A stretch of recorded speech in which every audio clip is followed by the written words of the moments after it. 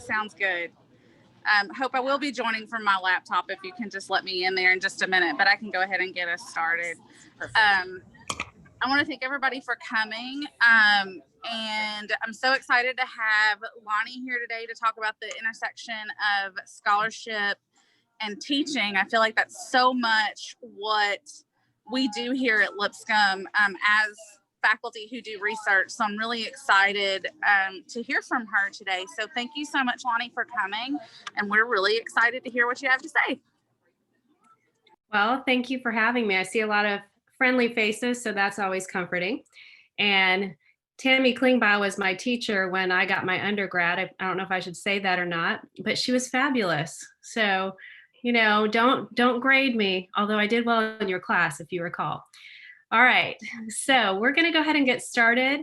And I always like to start my sessions with beginning with our word. So you just kind of check in with how you're checking in today, how you're doing. You don't have to explain it. You can just share your word in the comments, and then also share what you hope to get out of today's session. So if you want to go ahead and do that in the comments right now. Could you repeat? Sorry. Sure. That last meeting ran over. That's okay.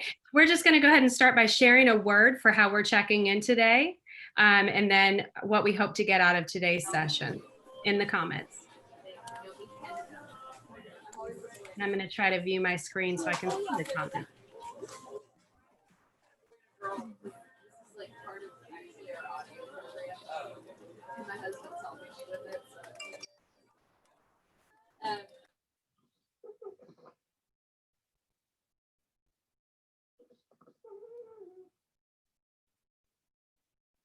Okay, so we have a lot of excited, happy, blessed people, which is awesome. Some hecticness, some who are here because they're interested, some of us who are busy. So I'm mostly seeing with how we are here, checking in, scattered a little bit. I understand that. Some tips maybe for helping, which is great, and just to learn more. Okay, so I'm going to go ahead and get started, and I'm going to share my presentation with you. And when I think about well, let's see, this is not, let me get this cooperating here.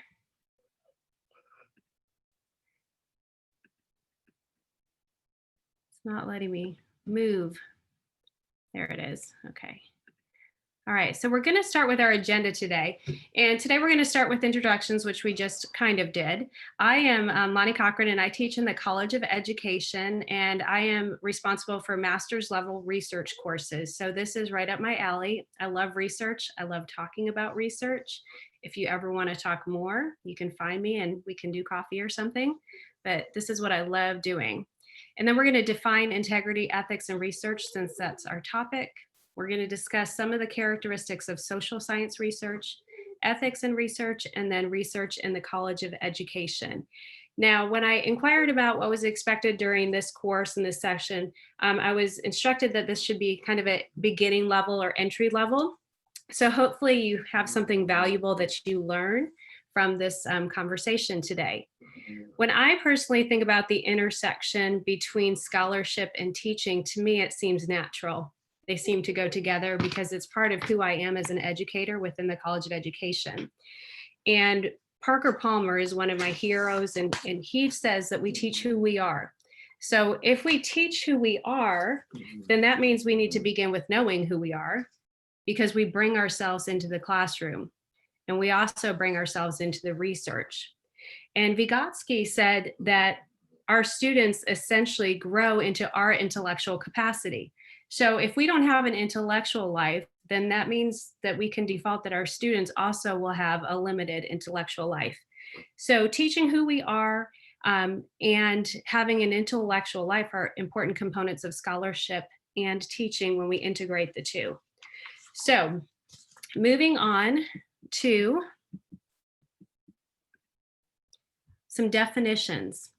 I want to start by having a shared definition of integrity and what this means, because if we are to teach who we are, and ethics and integrity should be part of that, we have to know what that means. And we have to have a shared understanding so that those can be characteristic of us. So our friends Merriam and Webster define integrity in the ways that you see here. And I want to highlight a few aspects from these definitions. And the first one, a firm adherence to a code. And the second one, soundness or completeness. And the third one, also reiterating that idea of being complete or undivided. So when we think about our work as a scholar and as a teacher, and if we teach who we are, then this idea of integrity means that we have a single-minded focus and we adhere to a particular code so that we can present a complete undivided person before our students. And similarly, when we talk about ethics, you can see, especially in that third definition there, that there is a principle of conduct governing an individual or a group. Often, sometimes these are related to moral aspects. So to me, research begins and ends with ethics, and so does teaching, and so does scholarship.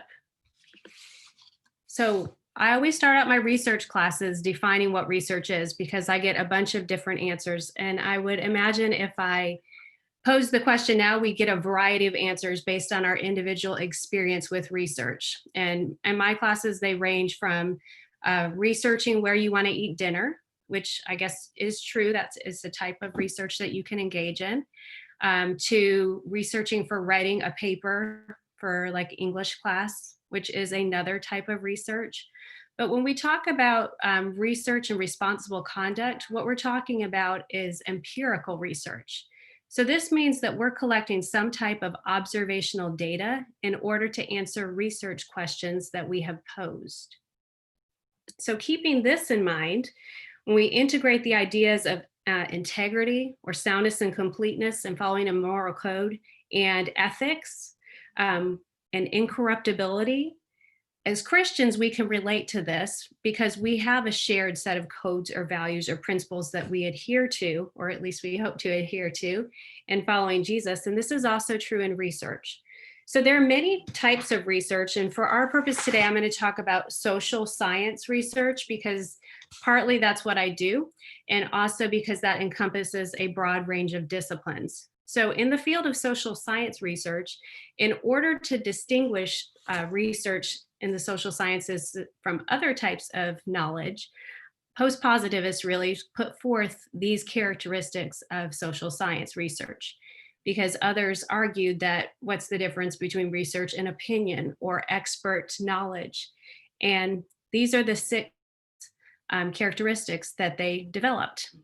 So the first one is that there is a shared, precise, and accessible base of concepts and procedures.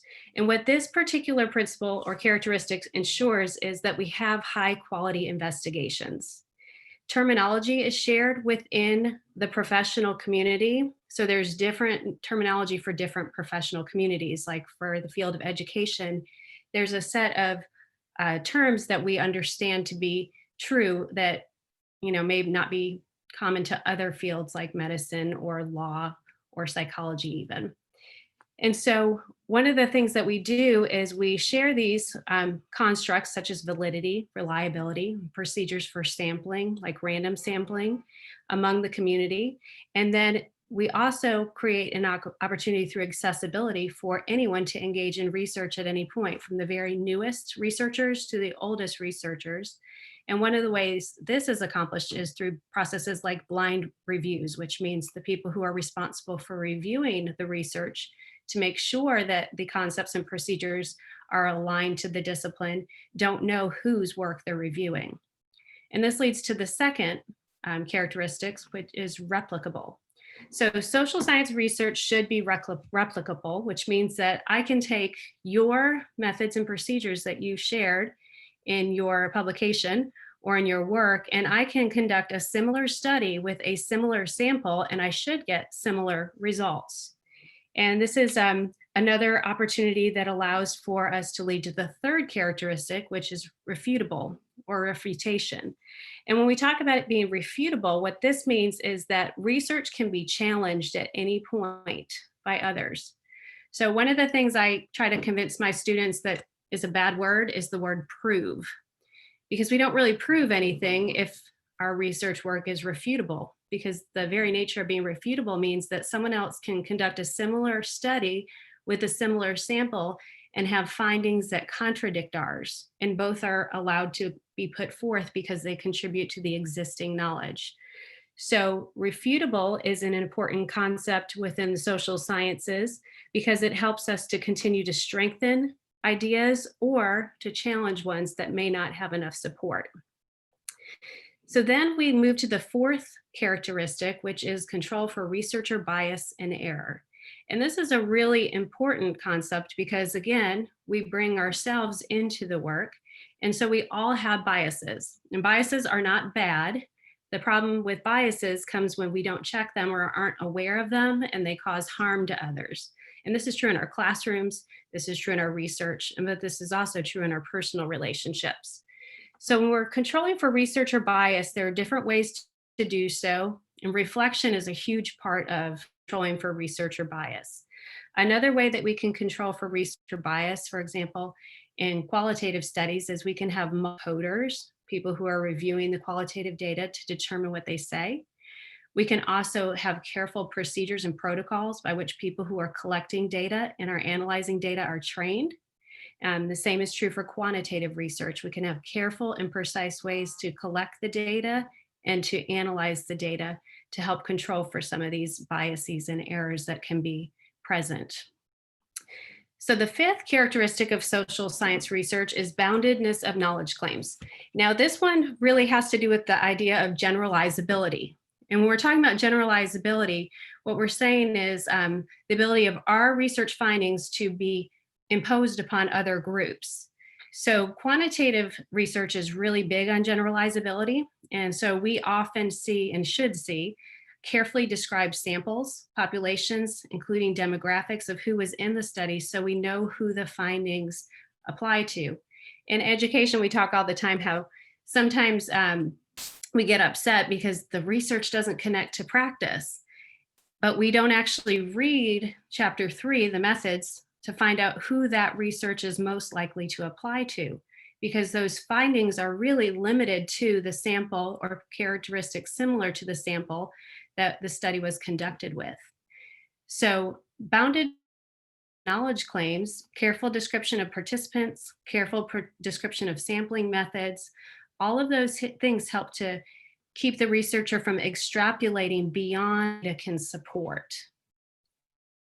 And then the sixth characteristic is a commitment to progressive discourse. And I always like to say that social media could benefit from this one, because this characteristic says that anyone at any time can criticize our work. And we have to be open to that and willing to make changes if what is presented warrants those changes to be made. And we still have to like each other at the end of the day. So this particular characteristic means that researchers have a moral obligation to listen and to remain open about suggestions of others, and again, to make those changes. So all of these really have to do with an understanding of the importance of the knowledge that is being presented over the idea of getting ourselves published. We want to make sure we protect the integrity or the character of the work. I always tell my students in my research classes that research isn't about being right. We hope to be right. That's part of what we want to be able to say, yes, I have a statistically significant finding, or make some new claim that contributes in a new way. But ultimately, the goal is to learn and to do our research and present our work with the utmost of integrity and ethics. So these are the characteristics of social science research, and other fields might have different codes that they've aligned to. And these can vary by discipline. So it's important that you understand the characteristics and the codes within your particular field. So moving on then to ethics, there are 3 bodies that are responsible for upholding ethics. And these really came about because people don't always play nice.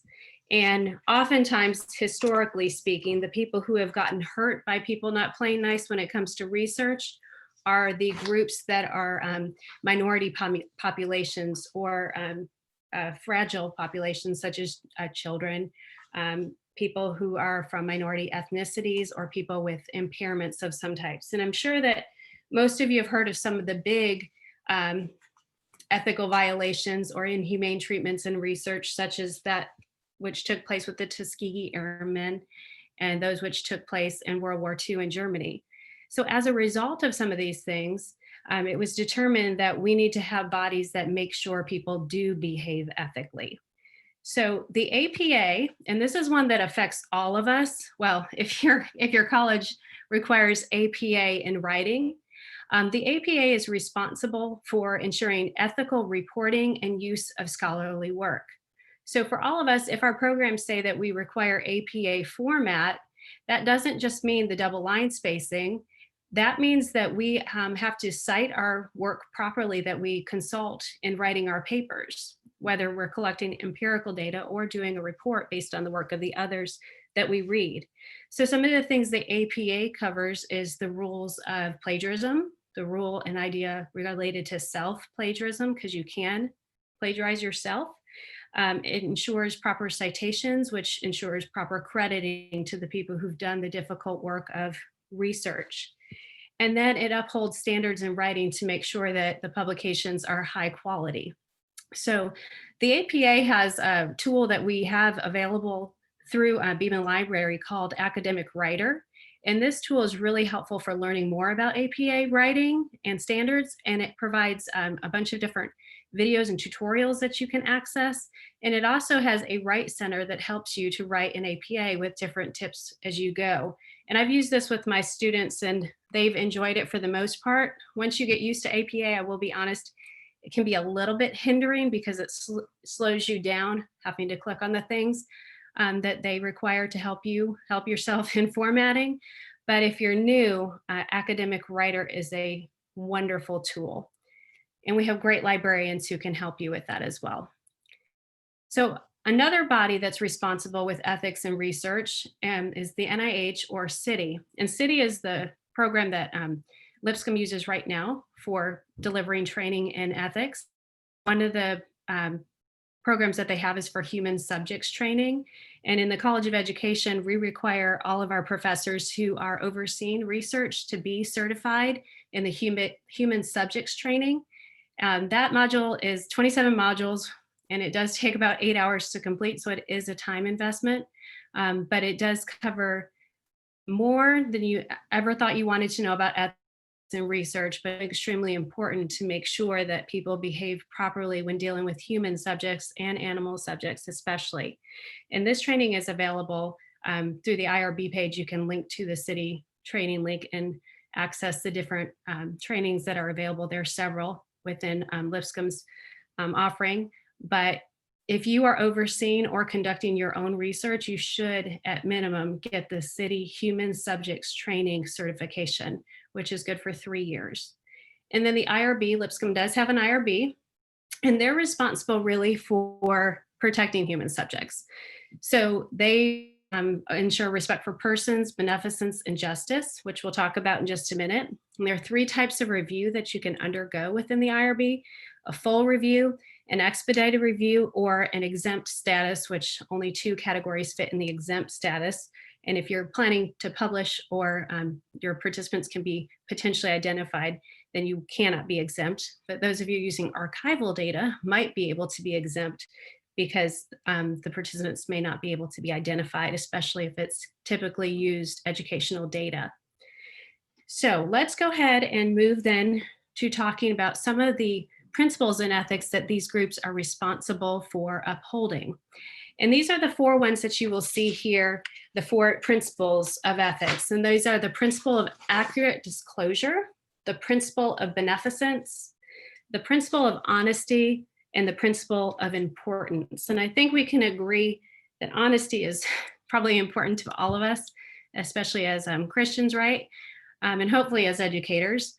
But honesty encompasses the idea of being honest with the purpose for the study that we're conducting, what we're going to do with the data that we collect. And then we also have to be honest with the data collection process and the analysis process. And then how we draw conclusions. We have to be honest here. This is where I tell my students to let the data tell the story. Remember our commitment to ensure, ethically speaking, that we are putting forth the truth as told by the data that we have. And we're setting aside what we hope to be the outcome in order to allow the actual outcome to be shining forth. So when we talk about the accurate disclosure, this is covered a lot within the informed consent process. And you can see I have 3 types up there. We have informed consent, and this is for participants who are going to be over 18 years old. And then we have parental consent, which is the parents' consent for their child to participate in the study. Children are a protected population, so their parents have to first give consent. And then if their parents give consent, then you ask for the child's assent, which means they agree to participate in the study. One of the biggest features about informed consent is there can be no compulsion. Now, if you're an educator doing research, and if you're doing research with your students, then this is really important because there's a power dynamic with the teacher-student relationship. And this is one of the things that, ethically speaking, as scholars and educators, we have to be very mindful of and honest about that position of power. And we have to make sure that anytime we're inviting participants to be a part of our study, that there is no compulsion whatsoever, and that our participants are aware of several things. First of all, we have to consider the competence of the participant that we're asking to join our study. And their competence has to do with their ability to understand our study, to be able to understand what's being asked of them, and to be able to understand what giving consent means. The next one is disclosure. We have to make sure that we tell our participant the procedures that we plan to do, so including any tests or any interviews or any questionnaires that we want them to fill out, amount of time that we expect to use from them, what we intend to do with the data that we collect. So basically disclosing the information that we plan to be using, and also the timelines and the end of the responsibility. Disclosure also has to do with the idea of how we're going to store the data and how long we're going to store the data. So the last aspect of consent that you have to consider is voluntariness. And I mentioned this earlier, that we have to be free of compulsion. But in the voluntariness, we have to make sure that our participants are able to indicate that they have given consent. And usually this is accomplished through a written letter, especially with adults, that they sign, or electronically that they check a box. With children, this should be taking place through either a age appropriate written letter that is read to and discussed with the child, and then some place for the child to sign depending on the age of the child. But at all points, participants, regardless of their age, should be clearly informed about all aspects of the study. Rarely is it necessary to be deceptive with our participants. The principle of importance suggests that it has to have some type of value, and social value can be part of that. So it should contribute to the existing knowledge in some way, it should be beneficial or useful in the field that you're in, and it should be worthwhile. It should be worth your time because you're going to spend a lot of time investigating whatever topic you choose, but it also should be worthwhile to the greater community that your field is a part of. We talk about the principle of beneficence. This really has to do with the benefit to risk ratio, which is also part of what you disclose in the consent procedures. So you want to identify any risks associated with your participants. It's never the case that there are no risks. There's always risks. So you should always disclose those, even if those risks are something like discomfort or the possibility of their confidentiality being violated by somebody figuring out who they are within the study. So when you describe the risk, you also need to describe the attempts that you're going to take to mitigate or limit those risks.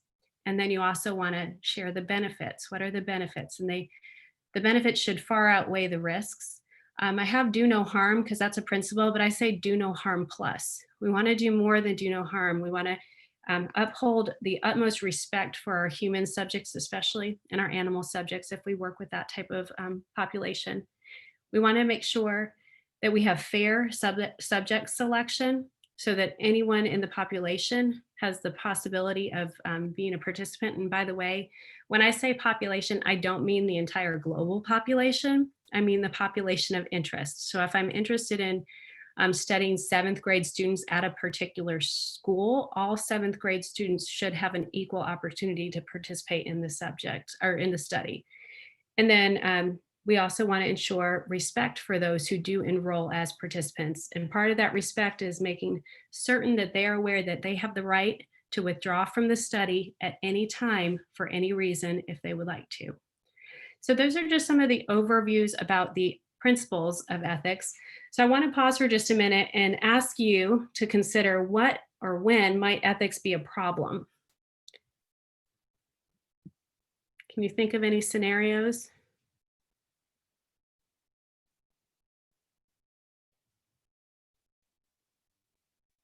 And you can share them out.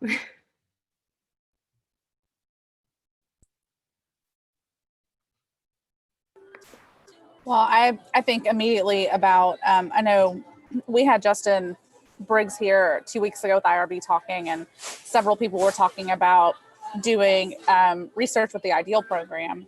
So it can be problematic to do research with populations that are need to be protected in some way. That can be difficult. Yeah, absolutely. And our ideal students would be an excellent example of a protected population. And it would be exceedingly important that you make sure, first of all, that they have the capacity to be able to give consent, that they understand what that means. And some of those students may be under their parents' authority still, even if they are older than 18 years old. So that needs to be kept in mind for sure. Somebody posted, Kristen posted that ethics could be a problem because there's a lot of boxes to check to make sure you're being as ethical as possible. And I would say that's true. There are a lot of boxes to check, especially if you go to engage in research and complete the process. But if ethics is our foundation and that is our highest commitment, then it makes it a little bit easier because we start to proactively think through the things that could cause harm to other people through our work. Any other thoughts on ethics and when it could be a problem? Bonnie, I just wanted to ask a follow-up question because I know you understand the IDEAL program, but and I appreciate Amanda mentioning that.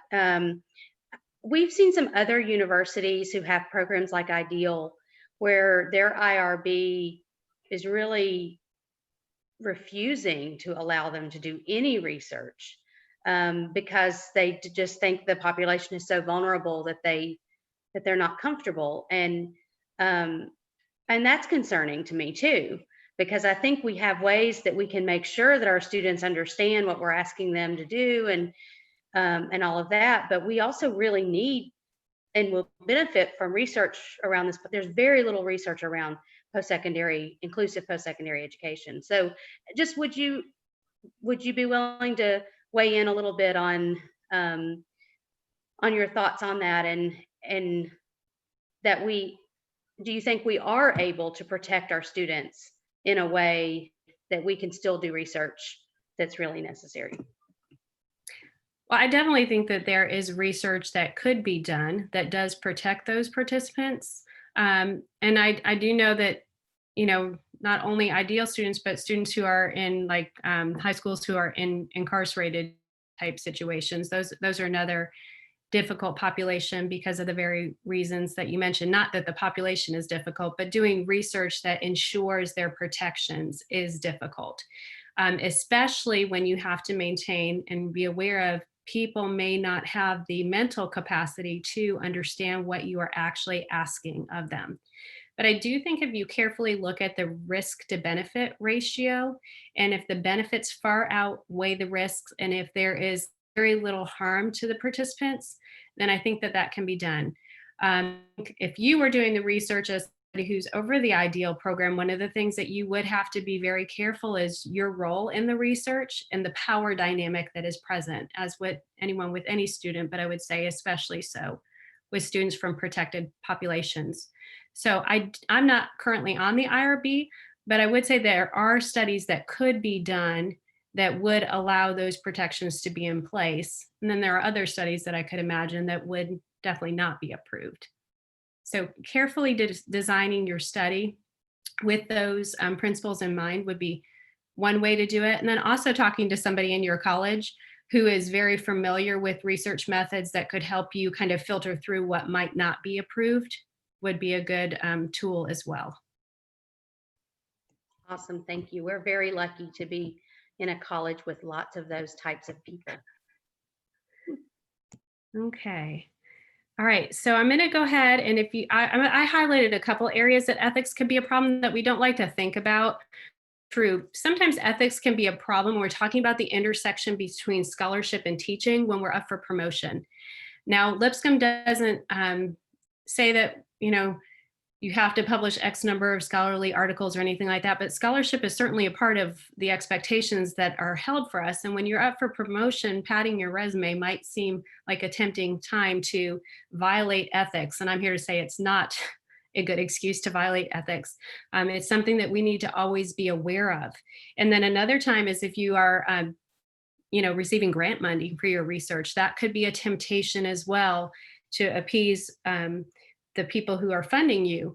So there are certain times, and then of course, if you're driven to fame, that might be something as well that could cause ethics to become problematic from the position of a scholar and teacher.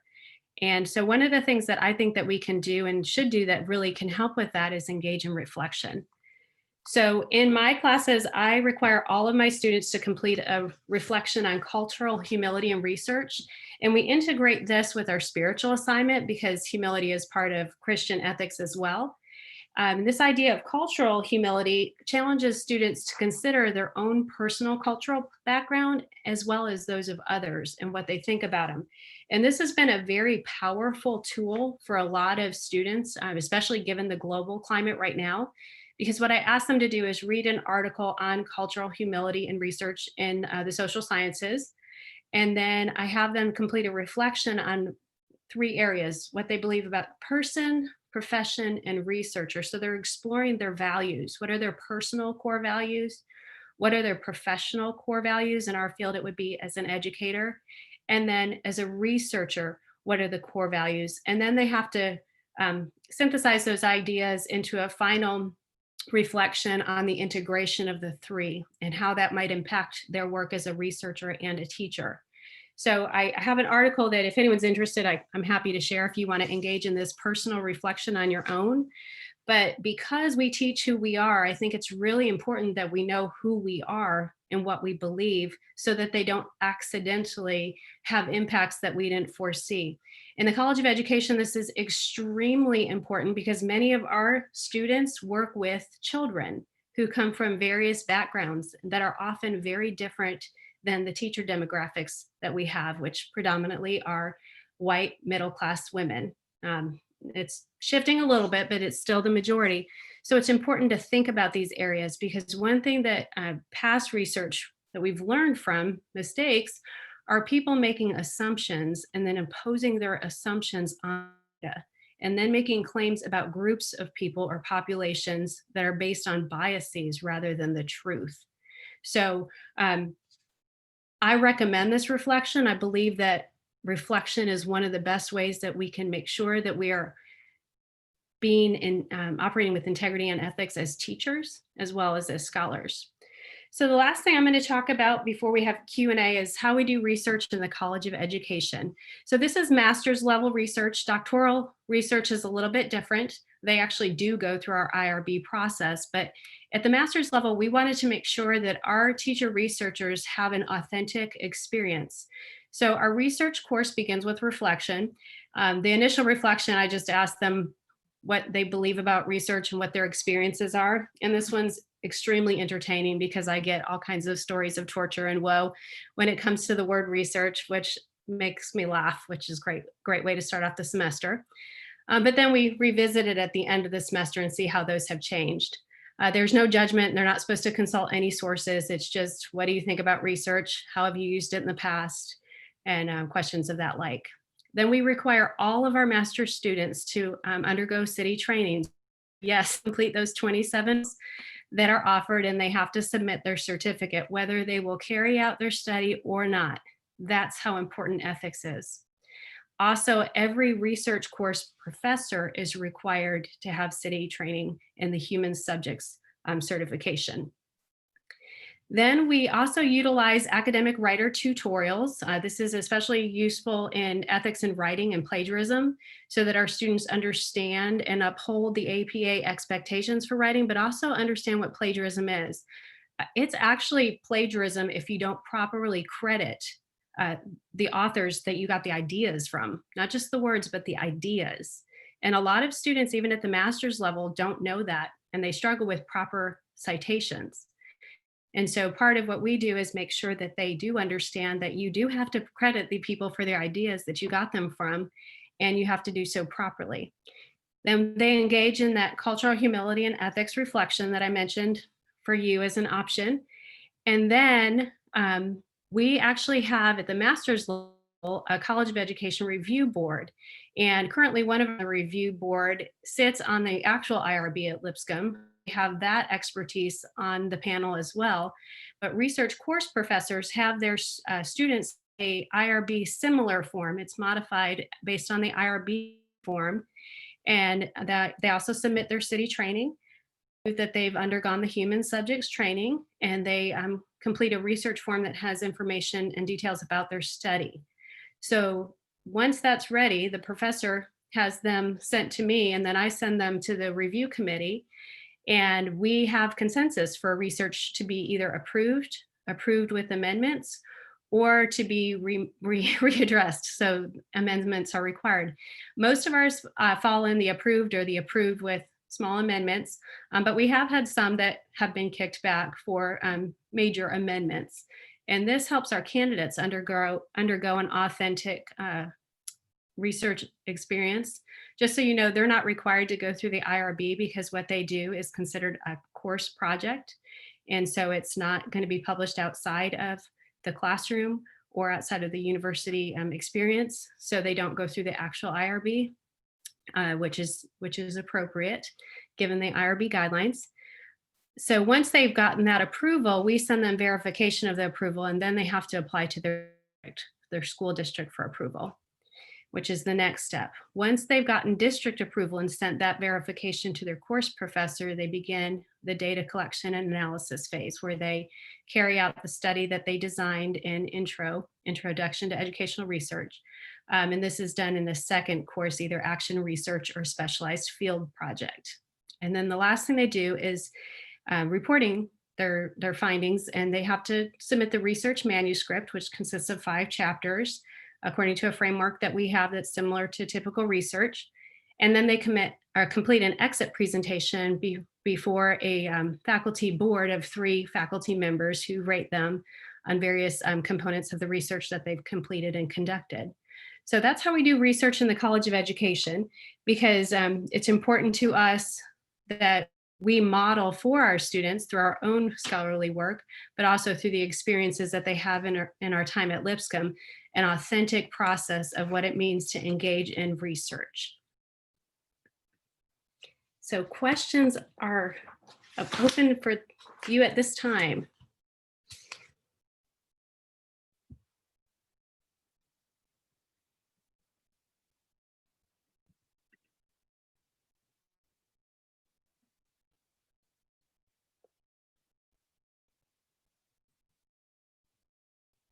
Are you all speechless?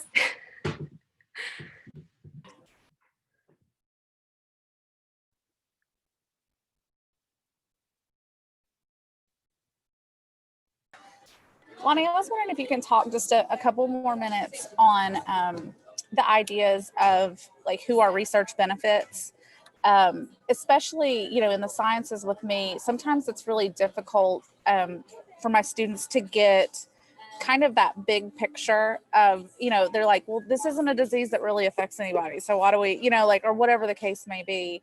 What are some tools that you use to really help teach benefits of research to your students? Well, with my students, one of the things I begin with, because ours is action research and it's specific to their context,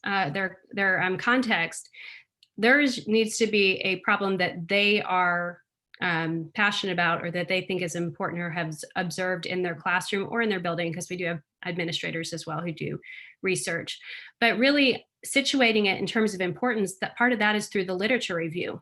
So once they have their topic, we have them engage in a process of existing literature for their topic. And Beeman Library has amazing research tools available to us.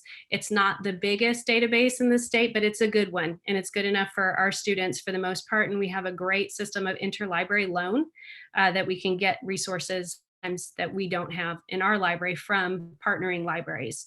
So I would really say engaging in the literature review is an extremely important part of that, because what you learn from that is where your problem is situated in the greater field context.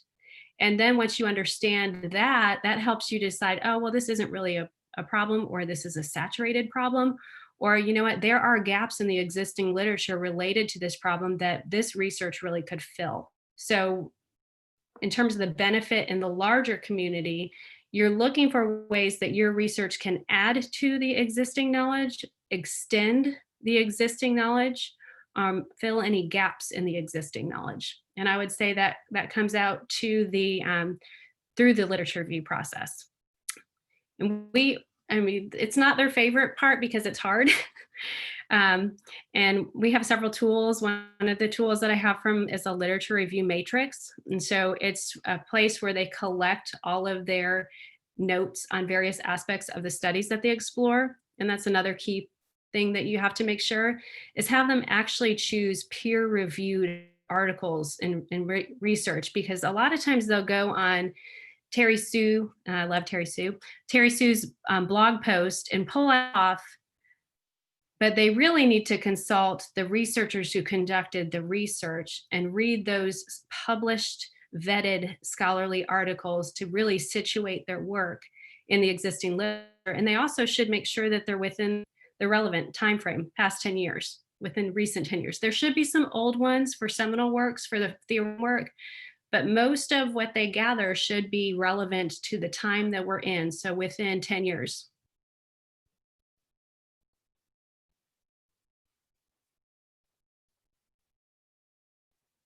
Okay, so I see a question about grad students having difficulty taking a big idea topic and drilling it down into an actionable research project. Suggestions that I have for that is making sure that they are choosing something that is within their skill set to actually be able to research. So something that they have the skills, or ones that can easily be developed through support in the research course, because otherwise none of mine would do statistics. So they should have the skills and they should have the time, and it should be manageable. So it should be something that is within their realm of possibility in those areas. And then choosing an actionable research project, have them think about once they develop the topic. And again, the literature review helps part of this filtering down as well. By the way, it's extremely important. But you can have them consider, how would you measure this? And a lot of times if they have no way to measure it, then they probably need to focus it a little bit more. And those are just two ways, through the literature review and then through thinking about how might you measure this. Yes, I will share the literature matrix, and it is modified, and I've properly credited, as I am required to, the source that I got it from. And I will tell you, if you use the literature review matrix, you will get whining, but then afterwards get emails and comments about how helpful it is. So just be prepared for that. Any other questions?